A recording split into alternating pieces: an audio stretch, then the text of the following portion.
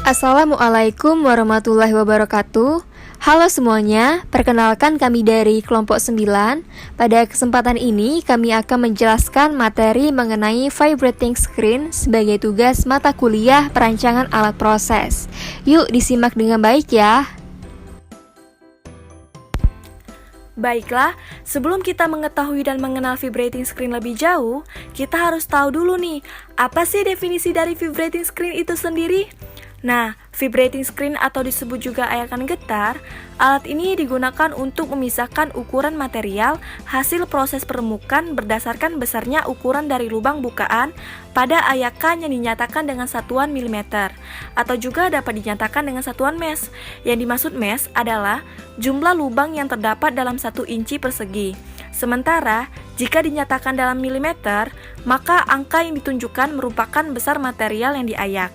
Biasanya, ayakan dinamis ini dengan permukaan horizontal dan miring digerakkan pada frekuensi 1000 sampai 7000 Hz. Ayakan jenis ini juga mempunyai kapasitas tinggi dengan efisiensi pemisahan yang baik yang digunakan untuk range yang luas dari ukuran partikel.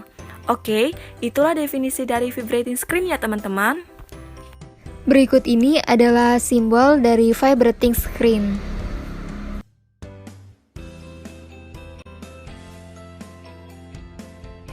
Selanjutnya kita masuk ke yang C, spesifikasi alat. Ayakan jenis ini mempunyai frekuensi tinggi dengan efisiensi pemisahan yang baik yang digunakan untuk rentang ukuran partikel yang luas. Secara umum, spesifikasi vibrating screen antara lain unit vibrating screen atau saringan getar model bulat terdiri dari 2 buah saringan dengan 20 mesh dan 40 mesh yang terbuat dari bahan stainless steel yang diletakkan sebelum CST dan ukuran 60-70 mesh diletakkan sesudah CST atau pada sludge tank. Kemudian diameter saringan 1524 mm atau 60 inch. Kemudian digerakkan dengan penggerak elektromotor 2,5 kW. Selanjutnya frekuensi vibrasi 1200 hingga 1800 per menit. Ukuran partikel yaitu 1 sampai 0,0164 inch. Kemudian sudut kemiringan untuk dry screen kurang lebih 20 derajat, untuk wet screen antara 5 sampai 10 derajat. Dan kapasitas yaitu 5 sampai 20 ton per feet kuadrat day. Nah, berikut ini adalah spesifikasi alat sesuai tipenya. Nah, berikut ini merupakan visualisasi sketsa skema gambar alat.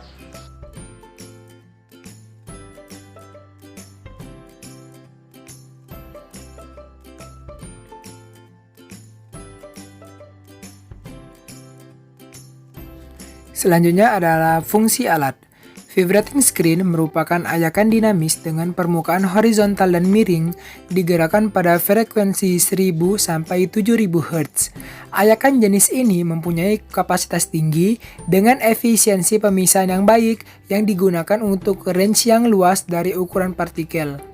Beberapa fungsi dari vibrating screen diantaranya yang pertama, vibrating screen berfungsi untuk memberikan getaran yang diperlukan agar proses penyortiran batu split dapat terjadi terus-menerus.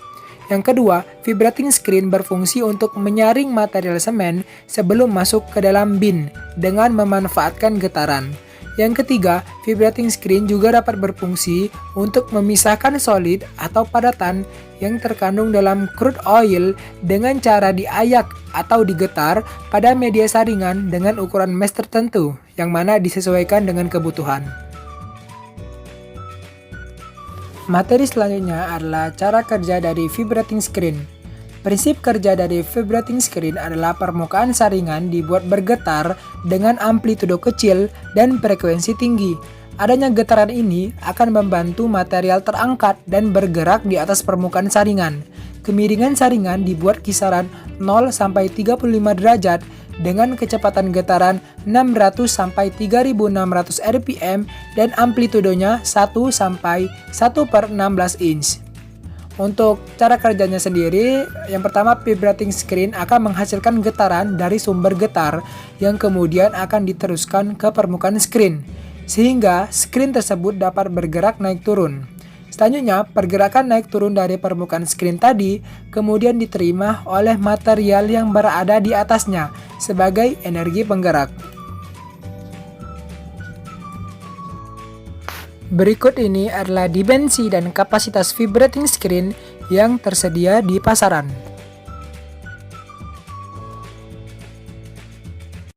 Yang selanjutnya adalah cara desain alat. Yang pertama, perencanaan proses pengayakan.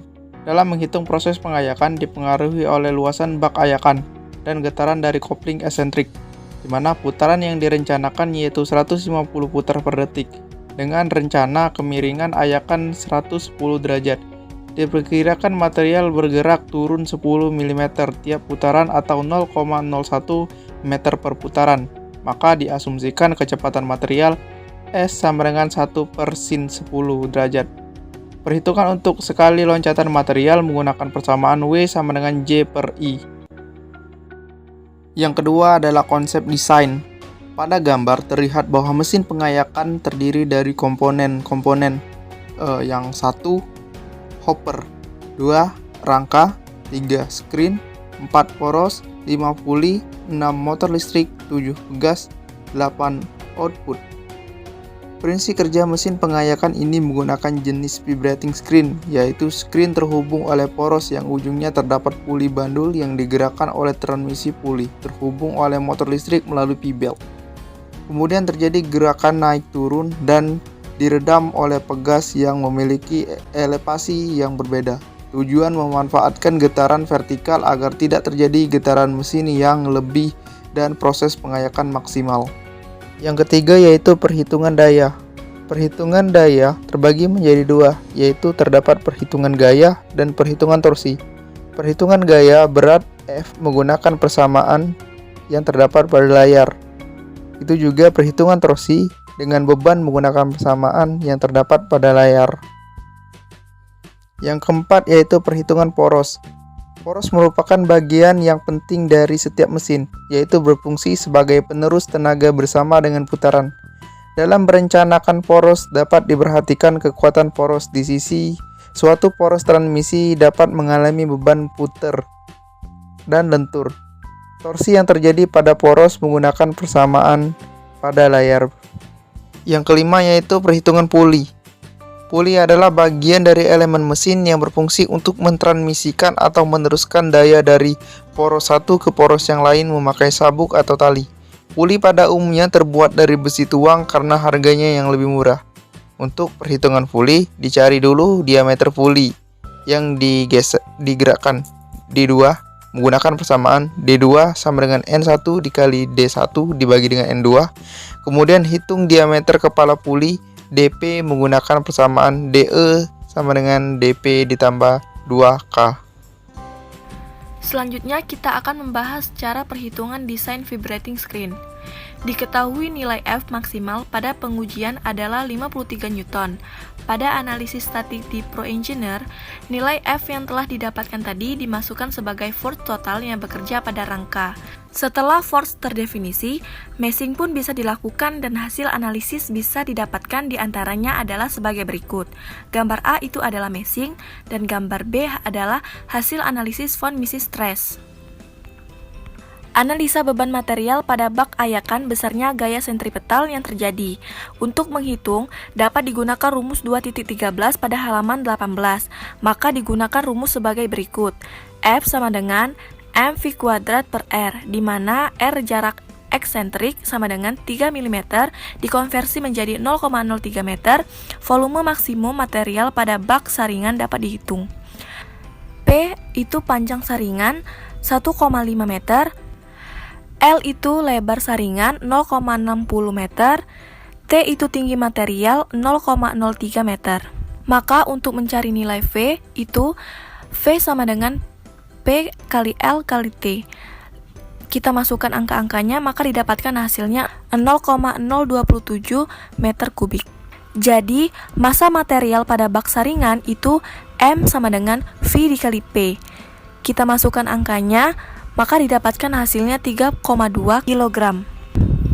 Baiklah, selanjutnya kita menghitung putaran pengayakan, menentukan torsi, diketahui pembebanan pada rangka ayakan serta mes ayakan 1,8 kg, kemudian berat puli 0,5 kg, dan jari-jari pembebanan 600 mm. Akan dilakukan perhitungan sebagai berikut. Untuk menghitung torsi, dapat digunakan rumus 2.2 pada halaman 14, maka digunakan rumus tersebut. M sama dengan rangka ayakan ditambah beban material, maka M sama dengan 5,5. Selanjutnya kita mencari gaya, yaitu F sama dengan M dikali G. Kita masukkan angka-angkanya, maka didapatkan hasilnya 28,6 Nm. Jadi, pemilihan motor yang diperlukan untuk mencari spesifikasi motor yang diperlukan untuk mesin pemilah sampah, diketahui nilai force 2,3 Newton, lalu torsi yang didapatkan itu 28,6 Nm. Nah, untuk menghitung kebutuhan spesifikasinya, kita bisa menggunakan rumus tersebut. Kita masukkan angka-angkanya, maka didapatkan hasilnya 0,5 HP atau 372,8 Watt dengan keterangan P, daya HP, torsi, Newton meter, N itu jumlah putaran per menit RPM. Menghitung arus yang diperlukan dengan perkiraan tegangan 220 volt, dan 372,8 Watt atau sama dengan 0,3728 kW. Arus atau ampere motor kita bisa gunakan rumusnya I sama dengan V per V. Kita masukkan angkanya, maka didapatkan hasilnya 1,69 ampere dengan keterangan I adalah arus, P itu daya, dan V itu tegangan. Next, untuk mengetahui putaran yang digunakan pada pengayakan, terlebih dahulu menghitung diameter puli penggerak dan diameter puli yang digerakkan. Untuk menghitungnya, dapat digunakan rumus 2.11 pada halaman 18, maka digunakan rumus sebagai berikut. Maka, kita masukkan nilainya pada rumus tersebut, didapatkan hasilnya 182,72 RPM. Nah, di mana DP itu diameter puli yang digerakkan, itu 11 inci atau 279 mm. DP diameter puli penggerak itu 3 inci atau 76,2 mm. Dan LN itu putaran puli penggerak sebesar 670 RPM sesuai stasioner motor listrik. Dalam menentukan kapasitas pengayak dipengaruhi oleh luasan bak ayakan dan getaran, di mana putaran yang direncanakan adalah 182,72 RPM sama dengan 3 putaran per detik dengan rencana kemiringan ayakan 10 derajat. Diperkirakan material bergerak turun 10 mm tiap putaran atau 0,01 meter per putaran. Maka dapat diasumsikan kecepatan material itu dilambangkan dengan V. Untuk mencari nilai V, maka V sama dengan 3 putaran per sekon dikali 0,01 meter per putaran, maka didapatkan hasilnya V sama dengan 0,03 meter per sekon. Luas penampang aliran itu dilambangkan A, maka tinggi maksimum material itu 3 mm dikonversi menjadi 0,03 meter, dan lebar ayakan itu 600 mm dikonversi menjadi 0,60 meter. Maka untuk mencari nilai A sama dengan lebar dikali tinggi. Kita masukkan angkanya, maka didapatkan nilai A 0,018 meter persegi. Yang terakhir, untuk menghitung kapasitas dapat digunakan rumus 2.12 pada halaman 18. Maka digunakan rumus sebagai berikut. Q sama dengan V dikali A. Kita masukkan angka-angka yang sudah kita cari tadi, maka didapatkan hasil Q sebesar 2 meter kubik per jam, sesuai dengan keterangan gambar di bawah ini. Nah, itulah contoh cara perhitungan desain vibrating screen ya teman-teman. Pembahasan selanjutnya kita akan membahas tentang spesifikasi untuk memenuhi kebutuhan kapasitas terhitung. Sebelum kita memasuki perhitungan atau rumus pada spesifikasi memenuhi kebutuhan kapasitas terhitung, kita akan mencari tahu vibrating screen yang dimana memiliki fungsi untuk mengayak atau memisahkan bahan ukuran 50 kita ambil sampel 0,297 mm jenis single leg high speed vibrating screen combo dengan bahan carbon steel. Jumlah kita ambil adalah 1 unit. Kemudian kondisi operasi P sama dengan 1 atm. Kemudian untuk suhunya adalah 30 derajat Celcius. Kapasitas yang kita dapatkan yaitu 821,5548 kg per jam. Untuk kecepatan screen atau frekuensinya adalah 1200 sampai 1800 vibration per menit.